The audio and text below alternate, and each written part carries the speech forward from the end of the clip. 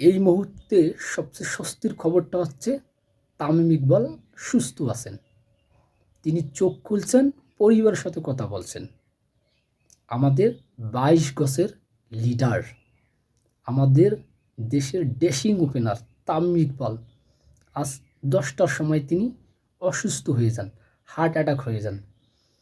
তিনি এতটাই বিমর্ষ বা এতটাই খারাপ অবস্থায় চলে গেছিলেন যে তার পালস পাওয়া গেছিল না।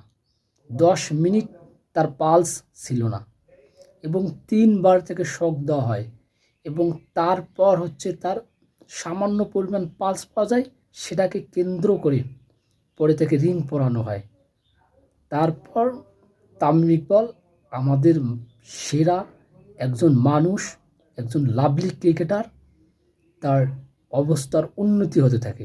সবচেয়ে দিনের বড় খবরটা হচ্ছে তামিম ইকবাল এই মুহূর্তে একটু সুস্থ আছে, তার পরিবারের সাথে কথা বলছে।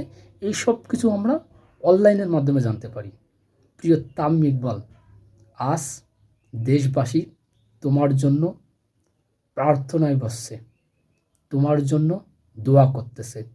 তুমি একাই বেটে জীবন মৃত্যুর সাথে লড়াই করতেছো।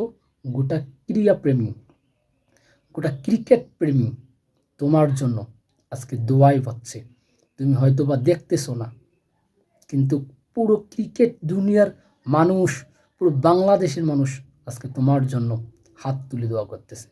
তুমি আমাদের লিডার, ক্রিকেটের লিডার, ২২ গজের লিডার, লাল সবুজের লিডার। প্রিয় তামিম ইকবাল, তুমি অবশ্যই দ্রুত সুস্থ হও এবং দেশের ক্রিকেটের হয়ে কাজ করো, দেশটার হয়ে কাজ করো।